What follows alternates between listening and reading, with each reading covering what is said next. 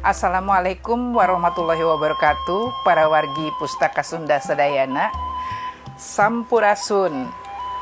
Simkuring bade maca carita nujudulna Dongeng Paman tina buku Rusdi Misnem jilid kahiji karangan Aceh Denik sareng Raden Jayadirja. Ku kersana Kang Ade Daryana carita ieu diketik deui kanggo Pustaka Sunda.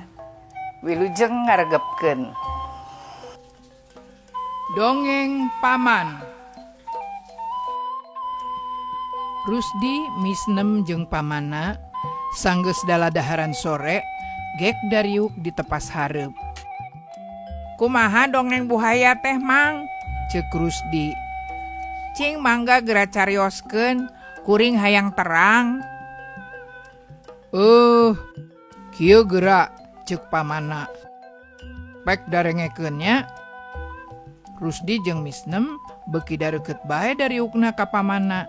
Malah misnem mah nepi ka menta dilahun.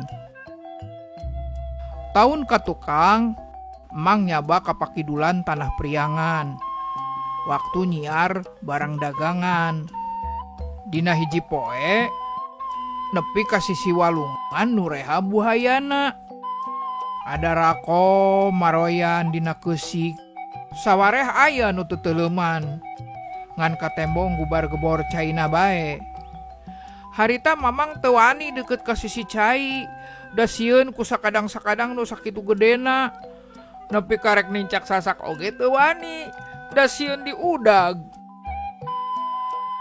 Keur waktu mamang mikir kitu, lapat-lapat beulah girang aya awewe ngelek boboko ka sisi cai.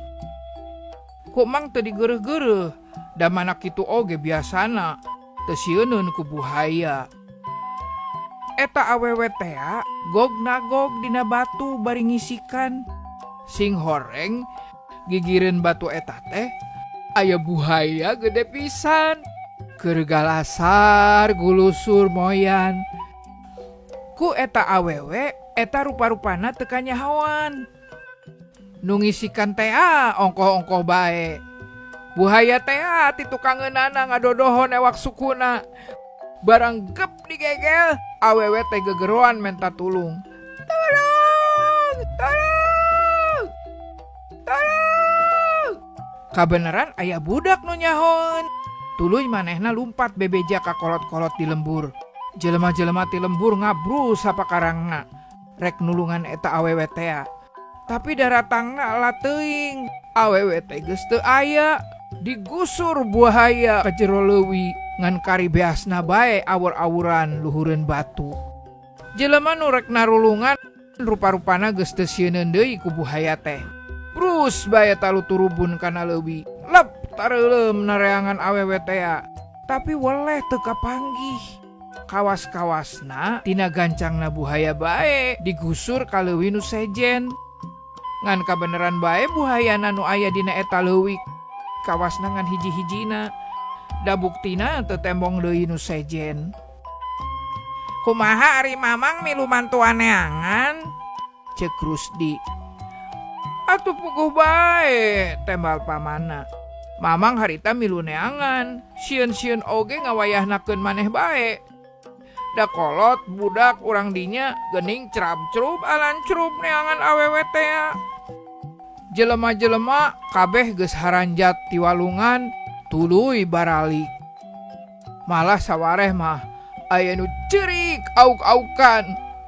Taksiran baraya-barayana jeung anak-anakna. Lah, mata karunya nyamang. Ceuk misnem bari baragadag birigidig ngomongna. Hadena bae di lembur urang mah eueus satok kitu nyamang, omong Rusdi. Meureun uing moal wani ulin jauh, da sieun dihakan buhaya.